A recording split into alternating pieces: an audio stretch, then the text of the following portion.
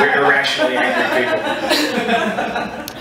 Some people get a little passive-aggressive when they find out I'm from Boston, especially if they've never been there. They'll say things like, oh, Boston, huh? A lot of racism up there. Yeah, because it's in America, you asshole. Here's how I feel about it, okay? If racism was the NCAA basketball tournament, Boston would make the Sweet 16, but we wouldn't win the national championship. Because you can't compete with those southern schools. They get all the best racists down there. I live here now. I love LA, especially because in Los Angeles, you get to see superheroes in real life doing day-to-day depressing bullshit. Yeah. Like the other day, I saw the guy that dresses as Batman to take pictures with the tourists on Hollywood Boulevard, doing a few things you don't normally associate with being a billionaire playboy superhero. I saw Hollywood Boulevard Batman coming out of Subway, because you know, if you're the Dark Knight detective and you gotta eat on the run, you eat fresh. I also caught him scratching his nuts. And I'm not going to judge the guy on that one, okay? Because if I were in the bat suit all day, costume chafing would be like my #3 pet peeve, like right under dead parents and crime. And I'm only bringing it up to you guys because this wasn't like a casual scrape, like he was juicing plums down there. He was really going for it. And it bothered me, because here's my thing, is if you really are Batman and you have an itch south of the equator, wouldn't you have something on your utility belt for that? Yeah. Like, think about that. Batman has like those smoke bombs to make himself disappear. Fill one with talcum powder. Boom, problem solved.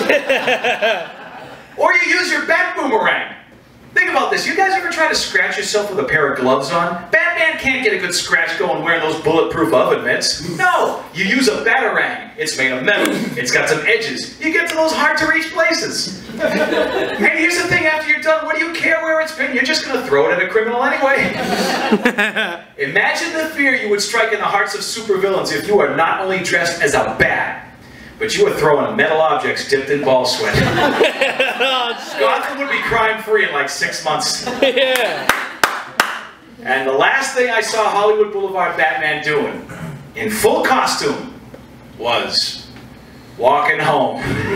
Oh shit, what a bummer that was. Ears bopping in the distance. Cape flapping in the sad breeze. I grew up my whole life idolizing superheroes, and then I find out the Batcave is just a one-bedroom apartment in Burbank. That's sad. Real Batman has Robin. Hollywood Boulevard Batman has roommates. Totally different. I live here with my wife. I am married to a woman who saw that coming. Not my high school class, I can tell you that shit. I married a nerd. I highly recommend it. My wife wears glasses, which I think is hot because it looks good, and she likes it because she doesn't bump into shit. My wife is a feminist, and I'm a lucky dude because she could have married any woman, but she picked me. I don't even play softball. My wife is also a successful attorney. I'm a stand-up comedian, a field where success is a more relevant term. 10 people on an afternoon on Saturday when the sun is still up at a coffee house. You guys understand where my career's at. Thank you for being here. So when your wife makes all of the money and you get to spend a little bit of it on groceries and fantasy football, people have questions. One question I don't like is, who wears the pants in your family? Hey, I wear the pants. I mean, she buys them. And I wash them. But then I get to wear them. When I put them on, she smacks me on the ass and I feel pretty. We do have a 1.5-year-old son who I helped make. This kid is the cutest thing I have ever seen in my life. It is ridiculous. And it's becoming a huge problem because you can't spoil your kid, right? You have to make sure rewards match the deeds when they learn how to do new things. You can't go crazy. And when my son was like 6 months old, he learned how to give his father a hug. Aww. And I wrote him a check for $125,000. I thought it was fair.